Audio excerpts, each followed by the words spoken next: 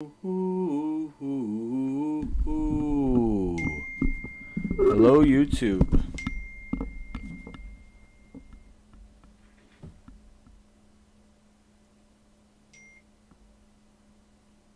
Um, Welcome to the Red Owl News. I'm your host, Master Lukey. Woo woo woo woo.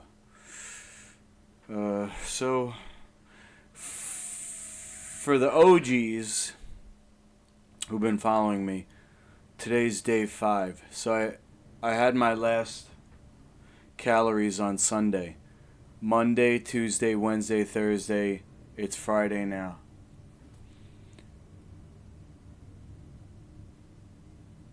I'm gonna do it. I'm gonna break the fast. I don't really have a good reason. The lethargy came and went. I'm actually. Damn, I think I got my energy back. But I just drank a omega tea, which has these elements that pull the lining of the intestine away. That's not supposed to be there. Parasites, mold, fungus, yeast, eggs, all this stuff. You can't eat or drink 2 hours before or after that. So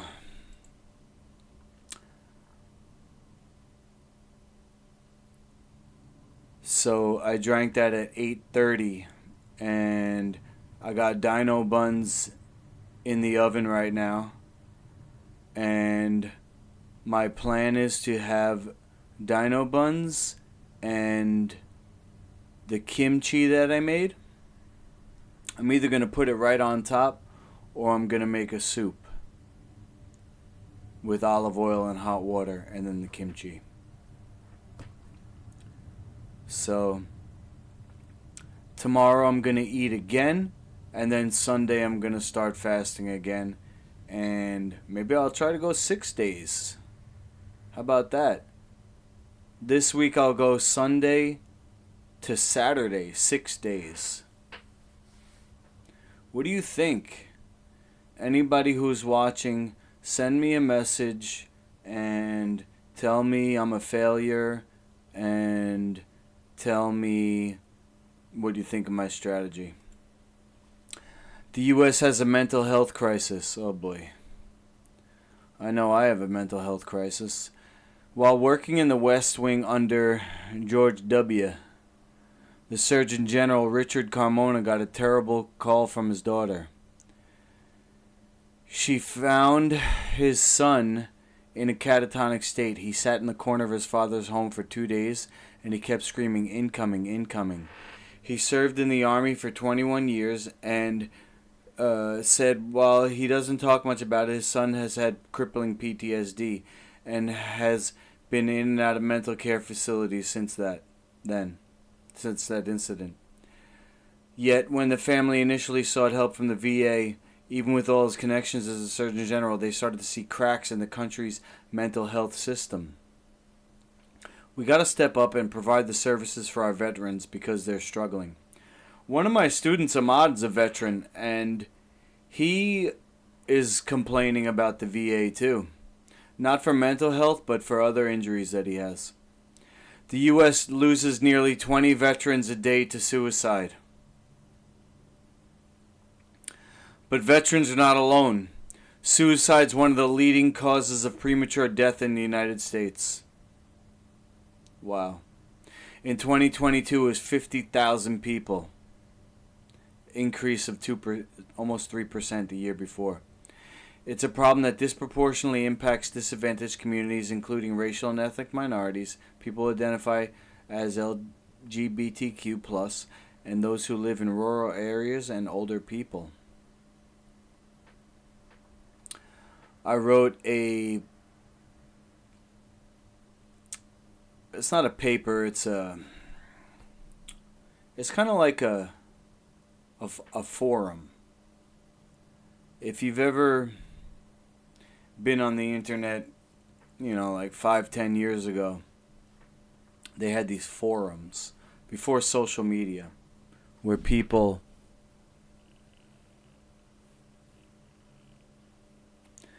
talk to each other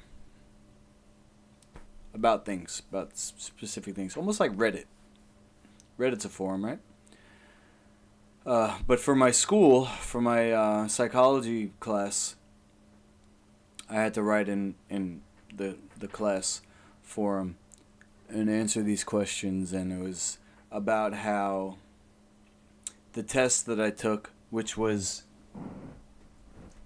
about my grit and my personality, and how I thought those two characteristics affected 5 things, and the 2 things that I chose out of those 5 was ethics and social justice. And what I said was, let me see if I could pull it up actually. Wrong one.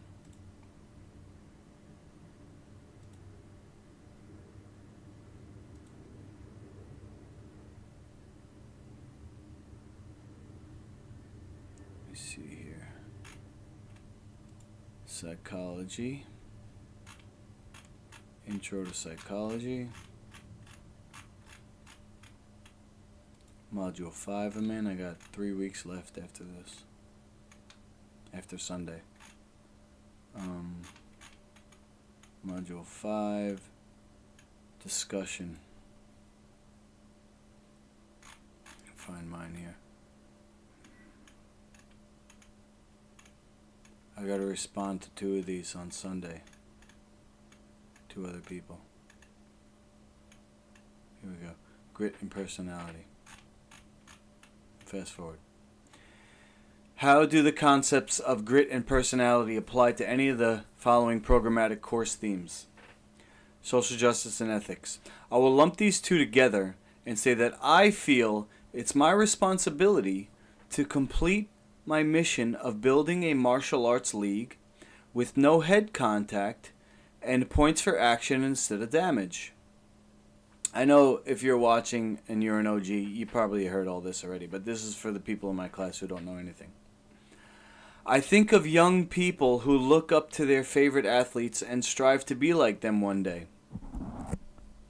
Those kids, or people, should be cared for by the leaders, setting an example that we don't have to kill each other in a cage like an animal for some promoter to make money. All of the most recent research into brain function and injury shows how devastating it is, and this is no secret. Several sports, as a whole, are investing into the minimization of risk, and there was a popular movie starring Will Smith called Concussion, which was about Dr. Bennett Omalu. This doctor has come out in recent interviews, which I've actually gone over on this program, saying all head contact should be stopped. And he told that guy, Tagovailoa, he should not go back to football. I think it is unethical for anyone to profit off of others' suffering. Because what I'm doing is so new and unique, it's been very hard to get anything started. No one is helping. It's taking all my grit to grind each day, making no money, and pushing myself close to my limit of fatigue and exhaustion, both physically and mentally. When I feel run down and borderline hopeless, I think of how I'm going to change the world for now and the future, to benefit all people, to right a wrong in the world. This is how grit and personality are influencing social justice and ethics in my life, and I can see how my actions are influenced from inside and then alter my strategy for action if necessary. Who's your champion? Note, this can be yourself. How does your champion contribute to your grit or motivation? My champions are my children, who've had to grow up their whole lives without their father. My champions are the wounded warriors who I raise money for with my martial arts promotions. My champion is my teacher who gave me a second chance at life, Dr. Jubb, when I got brain injury, and he helped me recover and still helps me and motivates me to reach my potential with eye awareness and whole brain functioning. Message me if you want to learn more.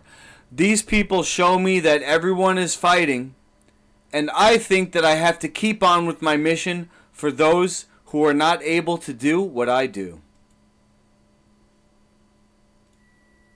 Let me go, the oven's beeping, so let me go and check on the buns. BRB.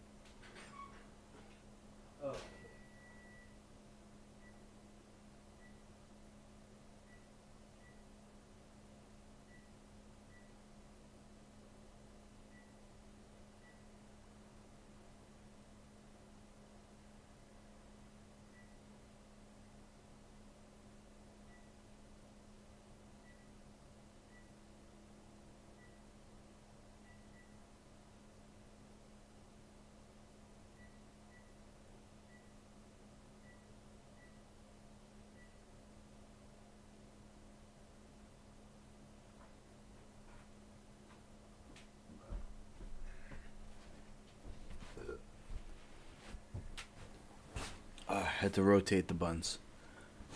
The oven, kind of like the middle doesn't cook as much as the outside. I guess the heat comes in like this from the top, the bottom, and the sides. So like the middle, you gotta rotate them. Rotate the buns so the middle... Whatever. You know what I'm saying.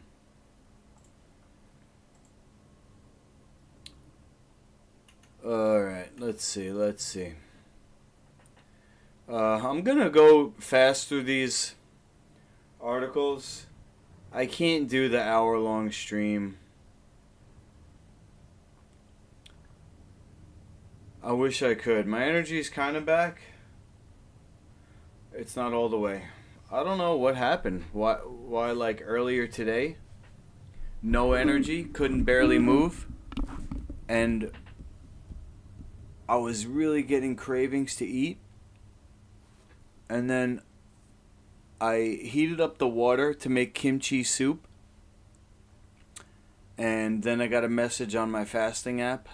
Not app, Telegram group. I'm in a group, fasting support. And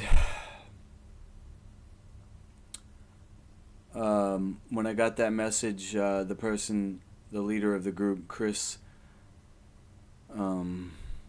he's a breatharian. He said, you know, nighttime and full moon, the parasites are active. So do an enema. They don't know Jubb's work. They just do fasting. So I said, I'm not going to do an enema, but I'll do the omega tea. And then like I drank that, and usually that sucks the energy right out of me, but maybe it gave me energy. I don't know. Maybe there was a parasite that was really trying to get me to eat, and then the omega grabbed them. I don't know. But mental health is gut health. Sorry, I got to fast forward. Not that I don't care about the veterans. To be honest, the small type gets me. I'm looking at it and I'm just like, oh God, I hate school.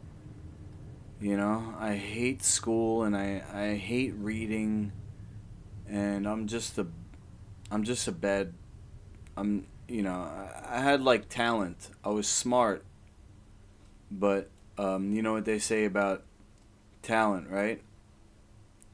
Usually people who are talented are lazy. And I was able to get away with being a poor student and cheating my way through high school. And now I'm stuck with really bad study habits. I'm really tired too. You know, I have a condition. It's bad. Sleep late. I wish. You may age faster, new study finds. What the fuck is this website? There we go. Your weekend sleep-in could be making you age prematurely. I don't believe it. Let's see. The pressures of work, family, and late-night socializing make sticking... Alright, we gotta go faster. Roughly 1 in 3 Americans report not getting enough sleep. Wow, that's lower than I thought it would be.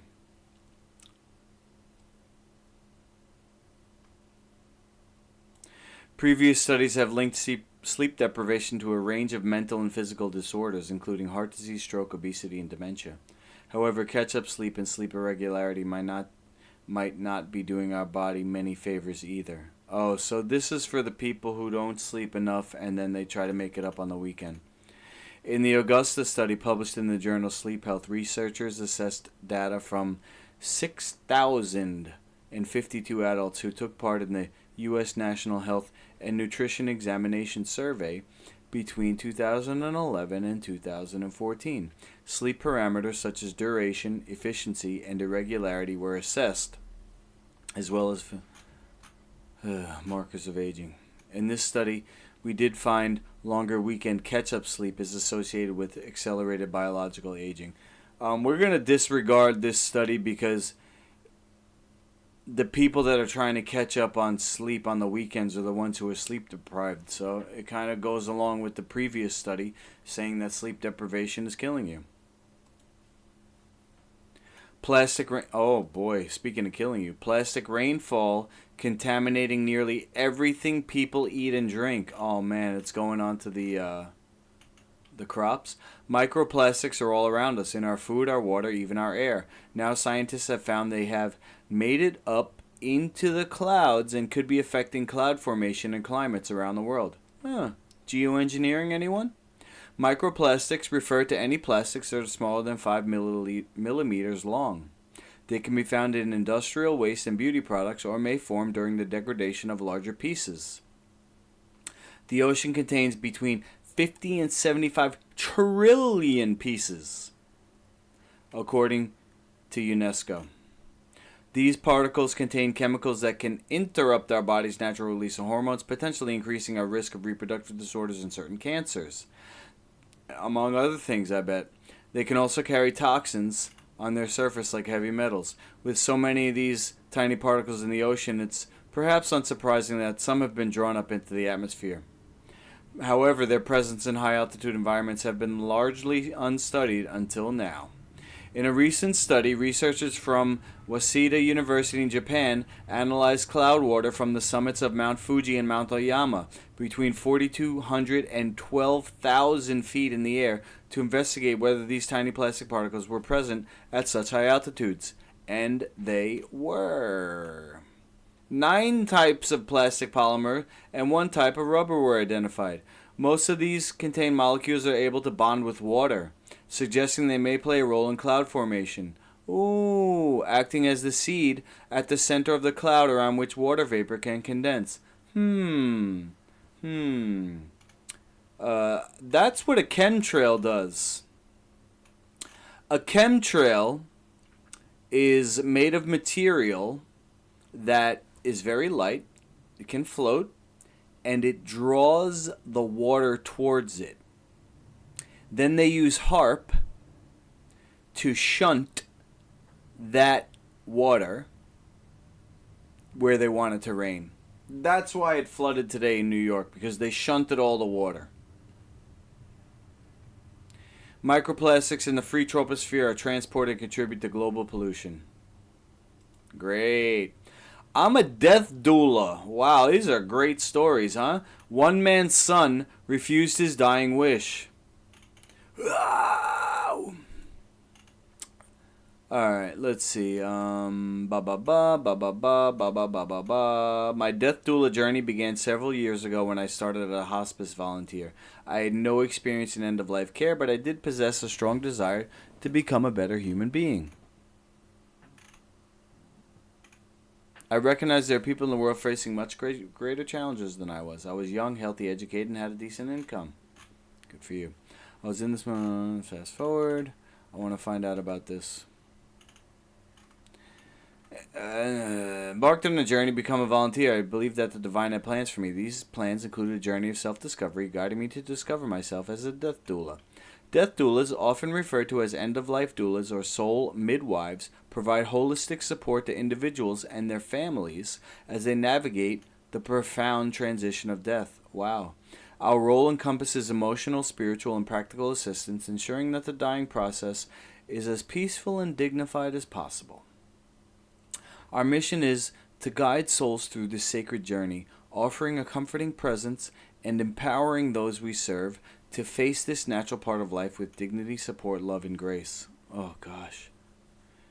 I guess I'm having my midlife crisis because I think about it, I think about, like, my relationships and my parents, and my kids.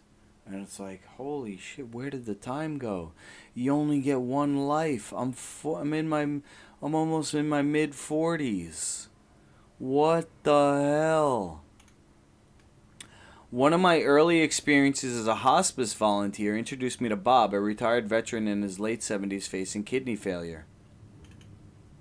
When I arrived at his home, he was alone, and I sensed both apprehension and curiosity.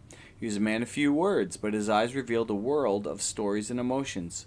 It became evident that building trust was essential before doing the work. Soon I discovered his passion for ties. He had a remarkable collection. What was significant to him was passing these to the youth center for young boys. In his eyes, it was crucial for them to learn how to wear ties and have a few of their own at an early age. I offered to help him clean out his closet and sort through the collection. I promised to deliver the ties to the local youth center. He lit up with joy. At that moment, I felt his guard come down and the bond began to take shape. We spent an afternoon doing it. Yada, yada, yada. Our primary role is to be present for those in their final moments. That's just a good way to behave in general, isn't it? Isn't everybody always saying live in the moment, be present with your loved ones and all that? I just shaved. I think I missed the spot. We listen, we hold hands, we offer a shoulder to cry, and we create a safe space for our clients and their loved ones to explore their emotions, fears, and hopes. It's about validating experiences and providing the support they need. Blah, blah, blah.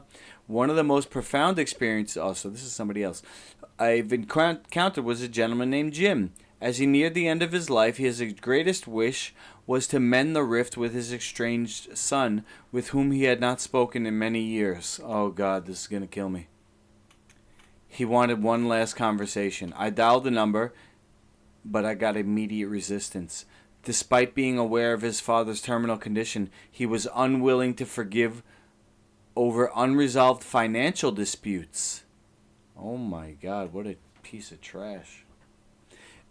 Well, maybe he's sociopathic. Maybe, I can't say he's a piece of trash. Sorry. Maybe there's other reasons. Maybe because I'm broke, I don't care about money.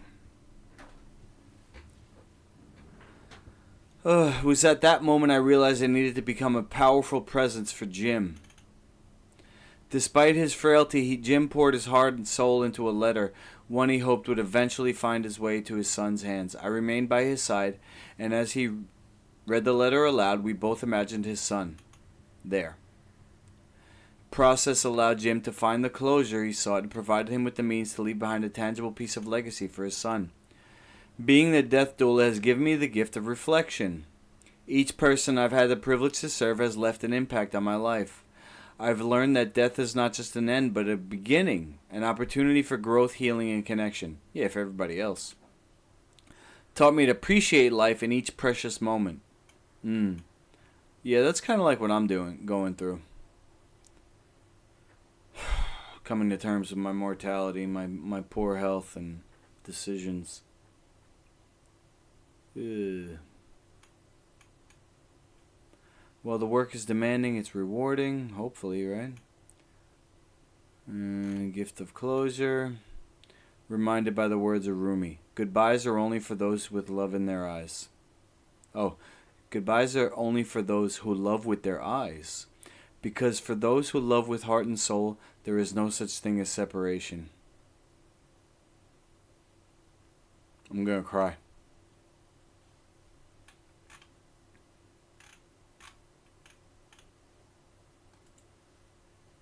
I'm gonna cry because that's not true. And that's why people grieve. Yeah, oh, they're always with you. You can't talk to them, you can't touch them, you can't see them.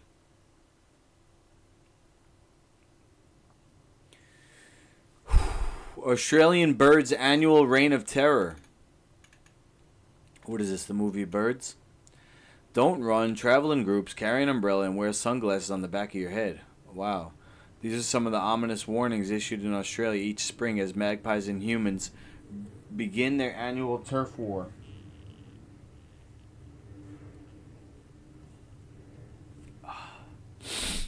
Streets and parks become a battleground as the birds descending from above and attacking from behind swoop down on anything they fear poses a threat to their offspring. Oh, that's why. Drawing blood. Experts claim magpies are misunderstood and humans are the aggressors, and they want you to know peace is possible.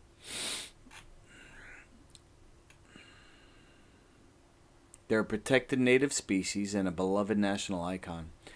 Their beautiful warble is a quintessential Australian sound, and as predators of many pests, they're vital to the country's ecosystems. They're also incredibly intelligent, so smart, they have even been caught helping each other unscrew scientific tracking devices. And they strike up long-term meaningful friendships with humans. Yeah, I gotta fast forward through things. But there are plenty of people who struggle to get past their dive-bombing antics. The whir of flapping wings, the glint of a sharp beak in the sun, the flash of their reddish-brown eyes, all enough to strike fear in the hearts.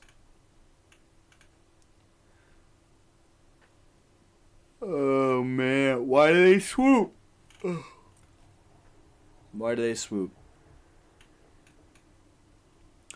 Only a small portion of the male magpies engage in the practice, but when they do, it's to protect their nests during breeding season. They don't swoop unprovoked.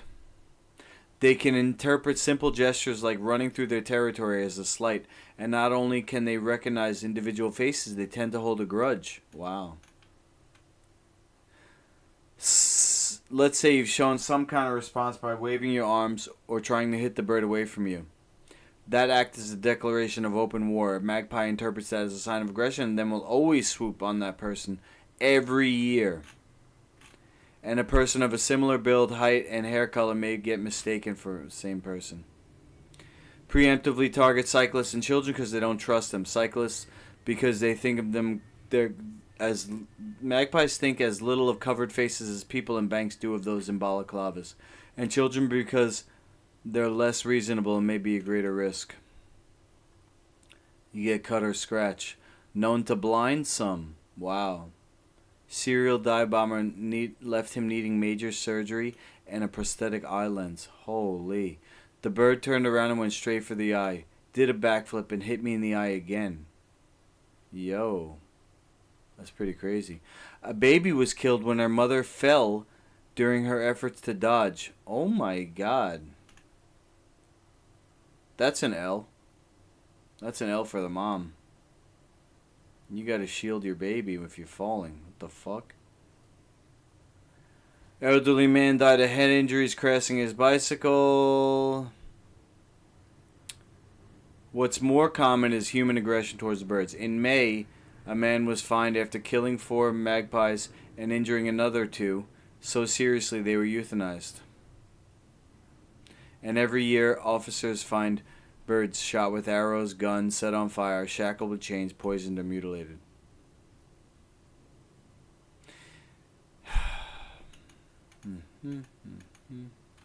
Best thing to do is avoid them. Don't run or fight back. Stay calm and walk quickly. Shelter under an umbrella or hold a backpack over your head.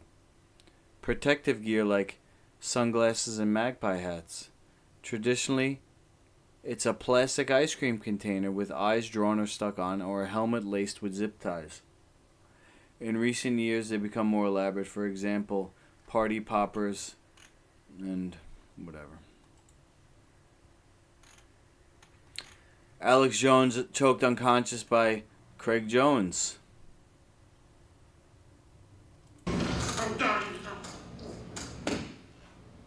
Three, two, one, 9-9.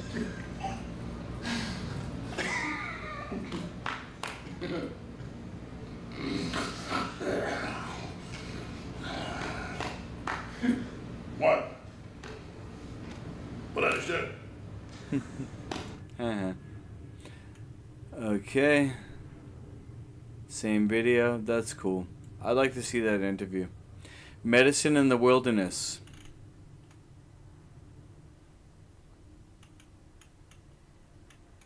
I'm not going to read this.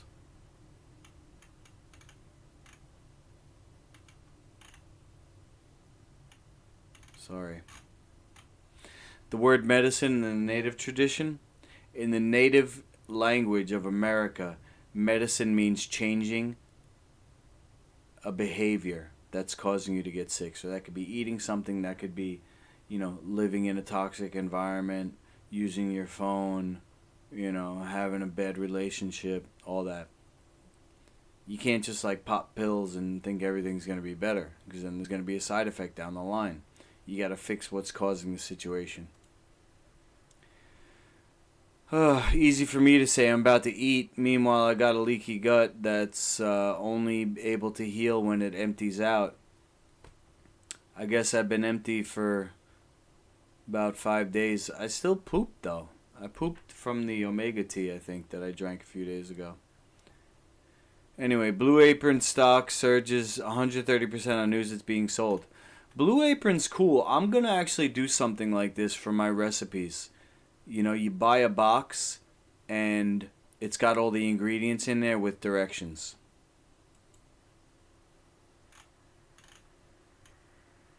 I should have actually read that one. Logan Paul vows to give Dylan Dennis the worst night of his life after Agdoltron. I thought this match was canceled. After all the talk he's done on X, what's it going to be like trapped in a ring with me? He made a grave error. This is all just WWE trash talk. I didn't really... I get why he's doing that to promote the fight. But talk about him. Don't talk about his girlfriend. That's weak sauce. Tyson Fury versus Alexander Usyk. Ooh, undisputed fight signed to take place in Saudi Arabia. Big money, big money. A historic undisputed heavyweight fight has been signed and will take place in Riyadh, Saudi Arabia. Additional details, including the fight date, are yet to be announced. Okay. What are we going to say about that? Tyson Fury is going to win easy. Here we go. Last one. RFK planning to announce independent run. Who's this guy? He looks familiar. 2024 presidential candidate Robert F. Kennedy Jr. plans to announce he will run as an independent on October 9th in Pennsylvania. The campaign machine is now planning attack ads against the Democratic National Committee in order to pave the way for his announcement. He feels that the DNC is changing the rules to exclude his candidacy, so an independent run is the only way to go. Yeah, that's what Joe Rogan was saying. Notorious anti-vaccine activist challenging Biden for the Democratic nomination has been flirting with a third-party run. And last week he met with the chair of the Libertarian Party. But he remains far behind Biden in the polls. I don't trust... How could anybody think that Biden is doing a good job? Who's voting in these polls? Really? Republicans have a far more favorable view of Kennedy than Democrats. When a survey asked New Hampshire Democrats to describe Kennedy in one word, the top responses were crazy, dangerous, insane, conspiracy, and unknown. Yo. Conservative media has been far more supportive of his campaign. Greg Gutfield from Fox proposed he run as a third party in July. I think he should run as a third party candidate because I do think he should. He would win is because his party's radical elements, what we call the woke, have embraced this fascist clampdown on language. Wow. Well, if RFK runs as an independent, I might actually vote for him. To be honest, I'm against Trump for what he did, and Biden, I never would vote for him in a million years. I'd rather not vote than vote for Biden. I did vote for Trump against Hillary. I voted against Hillary. I didn't vote for Trump, but after the whole Project Warp Speed fiasco, I see Trump for what he is.